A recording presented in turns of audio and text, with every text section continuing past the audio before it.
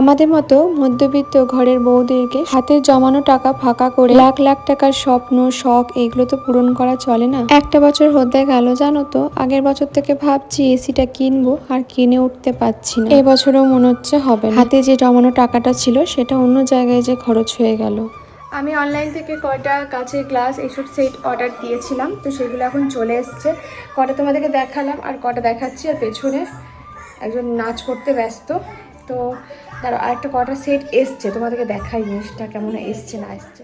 আমার না কাচের গ্লাস একদম নেই বলতে পারো। বাড়িতে মানুষজন এলে কাচের গ্লাসে জল দিতে ভীষণ সমস্যা হয়। এখন তো আর ওই স্টিলের গ্লাসে জল দেওয়া নেই, মানে ভাবো না, আমরা নিজেরাই তো এখন আর স্টিলের গ্লাসে জলই খাই না। আমি তো গ্লাসেই জল খাই না, বোতল ধরে খেয়ে নিই, তাই আমার গ্লাস লাগে না। আর স্টিলের গ্লাসগুলো থাকে ভাত খাওয়ার সময় মাঝে মাঝে হয়তো লাগে। 229 টাকা এই গ্লাস সেটটা পেয়েছি। দেখো তো কেমন হয়েছে, তোমাদেরকে দাঁড়াও খুলে দেখাই।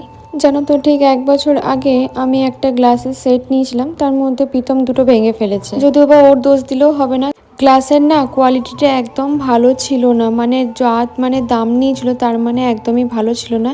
এইটা 229 টাকার গ্লাস, আর আগের বারে যেটা নিয়েছিলাম সেটা হচ্ছে 600 কত টাকার। 6টা সেট দিয়েছিল, আর এত বাজে ছিল গ্লাসগুলো, একটু ঠোকাতেই ভেঙে যাচ্ছিল। একটা গ্লাসে তো হালকা কুসুম কুসুম গরম জল নিতে গেছি, তখনই দেখলাম ফেটে গেল সঙ্গে সঙ্গে। তাই আবার জানো তো আলাদা করে আমাকে এগুলো কিনতে হলো। কালকে রাতে মাসির ঘর থেকে ফিরেছি, আজকে সকালে বলেই দিয়েছিলাম আমি কিন্তু একদম হালকা রান্না করব। পটলগুলো জানো তো বেশ ভালো ছিল, তাই পটলগুলো ভাবলাম ভেজে দিই।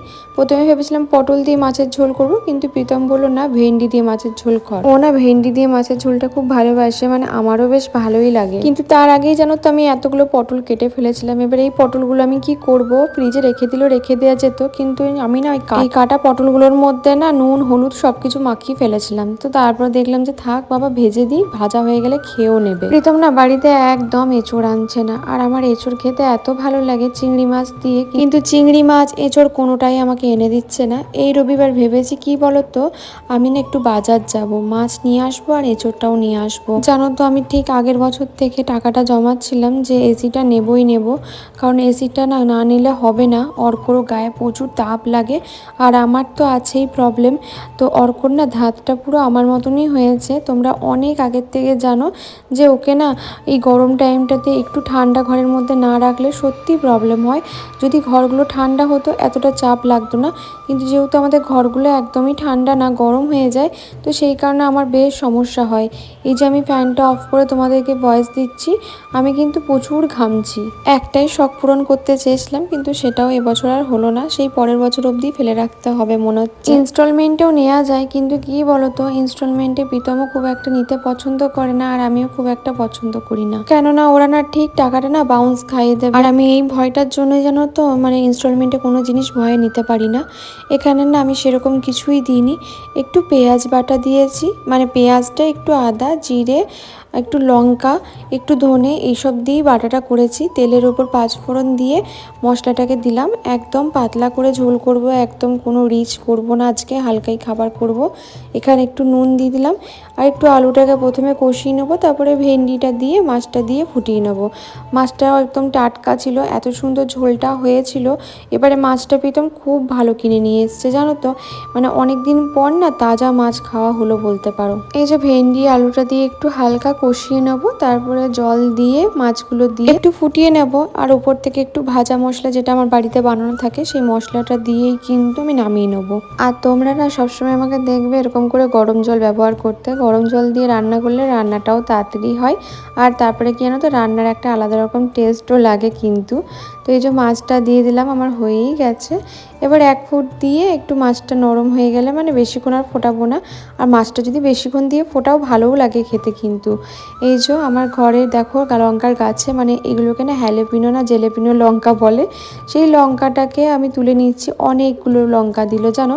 প্রথমে যখন গাছটা নিয়ে এসেছিলাম গাছটা মরেই গেছিলো, সেটাকে আবার তরতাজা করে তার কাছ থেকে এখন ফল নিচ্ছি। আমাদের এদিকে কোনো কিছু সবজির গাছ লাগানো মানে খুবই বোকামো, তার কারণ হচ্ছে গাছে এত পোকা লাগে, মানে এইদিকে পোকাটা খুব বেশি, যে কোনো ফসল না খুব বাজেভাবে নষ্ট করে দেয়। আর 2-4টা লঙ্কা হলে শুধু লঙ্কা দিয়ে পকোড়া বানাতাম। এখানে একটু আলু পেঁয়াজ কেটে রাখছি। আমি আসলে এটা দুপুরবেলা করেই মাখিয়ে রাখছি। বিকাল দিক থেকে প্রতিদিন কালবৈশাখী ঝড় হচ্ছে, আর আমার কেন জানি না কিছুদিন ধরেই পেঁয়াজি দিয়ে মুড়ি খেতে খুব ইচ্ছা করছিল, আর আমার পেঁয়াজি মানে ওর মধ্যে আলু, ক্যাপসিকাম বা লঙ্কা এগুলো পড়বেই। তো এখানে পেঁয়াজ নিয়েছি, একটার মতো ছোট্ট আলু দিয়েছি, বেশি আলু দিইনি। এই যে লঙ্কাটাকে কেটে নিচ্ছি, আর এই লঙ্কাগুলো জানো তো কী পরিমাণে ঝাল। আমি তো ভাবতাম এগুলো না ফলস লঙ্কা, বাট এগুলো বেশ ঝাল আছে জানো। এই লঙ্কা হাত আমি জিভে দিয়ে দিয়েছি, ব্যাস তারপরে কি জ্বলছিল জিভটা। আর এই যে একটু ধনে পাতাও আমি দিয়ে দিচ্ছি এর মধ্যে। এরপর আর কিছু না, আমি তো একটু স্পেশালভাবে মাখাই জিনিসটাকে, তো সেই স্পেশালভাবেই মাখাবো। একটু নুন দিয়ে দিচ্ছি, এরপর দিচ্ছি একটু হলুদ, এরপর একটুখানি দেবো হচ্ছে জিরে গুঁড়ো, আর দেবো হচ্ছে তোমার একটু কাশ্মীরি রেড চিলি, একটু ধনে গুঁড়োও দিতে পারো। এরপর বেসনটা দিয়ে সুন্দর করে ডলে ডলে মাখবো। এর মধ্যে কিন্তু আমি কোনো জল ইউজ করব না। কেন করব না তোমাদেরকে একটু পর দেখাচ্ছি। এটা যখন কচলে কচলে মাখবো না, এটা খুব সুন্দর মাখা হয়ে যাবে জানো, কারণ পেঁয়াজ থেকে জল বেরোবে, নুন দিয়েছি তো এটার থেকে, মানে সবজিগুলো থেকে এমনি একটু নুন মানে জল ছাড়বে, তো ওইটাতেই ওই জলটাতেই আমার মাখা হয়ে যাবে। দেখো হলো তো, মানে কন্টিনিউ কষলে যেতে হবে হাতের মধ্যে। আমি না জল দিয়ে পকোড়া এখন মাখাই না, দেখেছি ওই জলেই হয়ে যায়। দেখো একটু শুকনো শুকনো রয়েছে, তো আমি একটুখানি হাত দিয়ে আরও একটু কচলে কচলে দিলে, এটা যেহেতু বিকালে বানাবো ঢাকা দিয়ে রেখে দিচ্ছি, এটা ভালো নরম হয়ে যাবে। এই যে অর্ককে এবার খেতে দিয়ে দিয়েছি, এবার আমি আমারটা নিচ্ছি। হ্যাঁ আমি না দুপুরবেলা এই দুটি করেই ভাত খাই, কারণ দুবার করে ভাত খাই তো, মানে একবার টিফিনে খাই, একবার এখন খাই, তো তাই দুবারে আমি ভাতটা একদম পরিমাণ মতো করেই খাই। কালকে মাসির ঘরে এতটাই হেভি খাওয়া হয়েছে না, আজকে সকাল থেকে আমার খিদেও পাচ্ছিল না, আর খেতে ইচ্ছাও করছিল না, কিন্তু ওষুধ আছে বলে আমাকে খেতে হলো। আমাকে কিছুদিন ধরেই একটা বোন বলছে, দিদি তোমার চোখ মুখগুলো বেশ কিন্তু শুকনো শুকনো লাগছে, তোমার কি শরীরটা খারাপ? দেখো শরীর খারাপ কিনা বলতে পারবো না, কিন্তু প্রচণ্ড পরিমাণে আমি ক্লান্ত আছি, মানে আমার ঘুম হচ্ছে না। একটু ঘুমটা হলে শরীরটা একটু ফ্রেশ লাগবে। আসলে একদম সকালে উঠি তো, এখন অর্ক স্কুল হচ্ছে, তো সকালবেলায় উঠে পড়ে আর দুপুরে ঘুমানো হয় না, অর্ককে ঘুম পাড়ায়। আর তোমরা অনেকেই বলবে বৃষ্টি অর্কর গায়ে ভাবে ঢাকা দিয়েছো কেন, তার কারণটা বলি। উপরে যে সিলিং ফ্যানটা চলে সেখান থেকে কিন্তু গরম হাওয়া টানে, আর ওর গরম হাওয়াতে কিন্তু আরও গাটা গরম হয়ে যায়, তাই আমাকে একটু পাগুলোতে ওকে ঢাকা দিতেই হয়। তো এখানে দেখো কন্টিনিউ ঘুমাচ্ছিল না, দুষ্টুমি করছিল, আর আমি ওকে বলছিলাম যে বিকালবেলায় তো তোর ড্রয়িং আছে, একটু ঘুমা, তাহলে একটু শরীরটা ফ্রেশ লাগবে। আর ওকে ঘুম পাড়াতে পাড়াতে না আমারও ঘুম চলে আসে, কিন্তু ওই যে ঘুম চলে এলে তো হবে না, অনেক কাজ থাকে। তারপরে আস্তে আস্তে উঠে সব একটু একটু করে কাজগুলো করি। তারপরে এখন যে অর্ককে রেডি করে দেবো, ওকে ড্রয়িংয়ে নিয়ে যাব। আসলে প্রীতম তো কাজ করে, তারপরে আবার টিউশন পড়ে, ও যে ফাঁকা টাইমটা পায় না, সেই ফাঁকা টাইমটাতে যতগুলো পেরেছে স্টুডেন্টকে ঢুকিয়ে দিয়েছে, মানে পড়াচ্ছে। দুটো তো ব্যাচে পড়ায় আর দুজনকে ঘরে পড়ায়, তো সেই হিসেবে জানো তো অর্ককে এখন সময় দিতেই পারে না। আর যেইটুকু সময় দেয় সেটুকু বই পড়াতেই দেয়, আর ড্রয়িংটার জন্য আলাদা করে সময় বার করতে পারেনি। সেই কারণে আমাদের এই কাছে একজন ড্রয়িং শেখায়, তার কাছে দিয়ে দিয়েছি। সপ্তাহে না ওই একদিনই করাই, তো ওই একদিনই যাই, ওর ওটাই ভালো লাগে। কিন্তু প্রবলেমটা হচ্ছে ওর যখন ড্রয়িং করে সেই টাইমটা, কারণ আমরা যখন বেরোই ওকে নিয়ে, অর্ককে যখন ঘর থেকে নিয়ে আমি বেরোই, তখন রোদের জোরটা এতটাই থাকে বলতে পারবে না, মানে মাথা ধরে যায়। প্রায় 3:30টার সময় ওকে বেরোতে হয়, তো ওই 1 ঘন্টার মতো করে, তারপরে আবার বাড়ি চলে আসে। এই যে দেখো আমার সারাদিনই বিছানা গোছাতে গোছাতেই চলে যায় জানো তো। ওই জন্য অর্ককে বলি তুই এই বিছানাটাই শুবি না, বাইরের বিছানাটাই শুবি, রুমের বিছানাটা শুধু রাত্রেবেলায় শুবি। আর কেন বলো তো, আমার না এই রুমের ভেতরে বলো রুমের বাইরে বলো বিছানাগুলো অগোছালো দেখতে না খুব বিরক্ত লাগে। বিছানাটা পরিষ্কার না থাকলে না মনে হয় পুরো ঘরটাই যেন অগোছালো থাকে। তো এখানে আমিও রেডি হয়ে গেছি, আমি ওকে একবারে দিয়ে বাড়ি আসবো, আবার আনতে যাব। এটা হচ্ছে এখন আমার একটা বড় কাজ।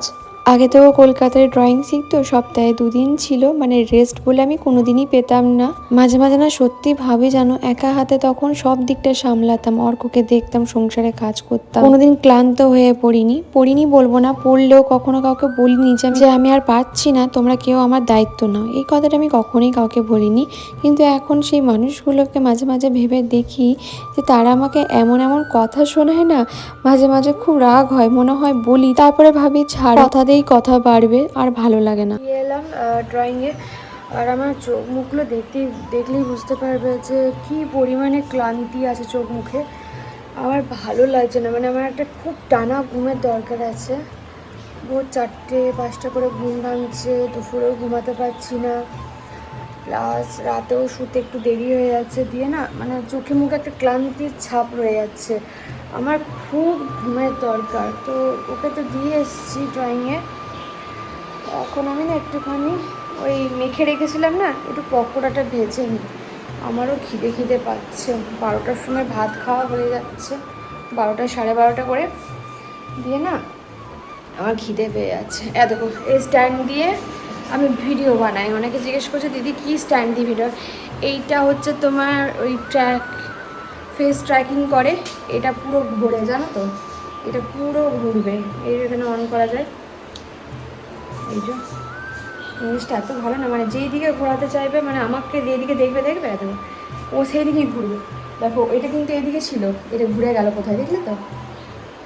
এইরকমই হয়, খুব কাজের জিনিস, জানো তো। একটু দাম নেয় বাট খুব কাজের জিনিস। এই স্ট্যান্ডে দিয়ে আমি ভিডিও বানাই, কেউ আমার ভিডিও ক্যামেরা অতটা ধরে দেয় না, বুঝলে তো। আর আমি পকোড়াগুলো ভেজে নিচ্ছি, কারণ মেঘ হালকা করে এসছে, যখন তখন বৃষ্টি তো হবেই, আর এক টোপ জল পড়তে না পড়তেই কিন্তু কারেন্টটা টুক করে চলে যাবে। তো সেই কারণে আমি বললাম একটু চাটাও করে রাখি আর পকোড়াটাও ভেজে রাখি, তখন যদি কারেন্ট থাকে একটু গরম করে নেব। এই যে একটুখানি মেখে রেখেছিলাম, দেখো ব্যাটারটা কতটা নরম হয়ে গেছে জল ছাড়াই।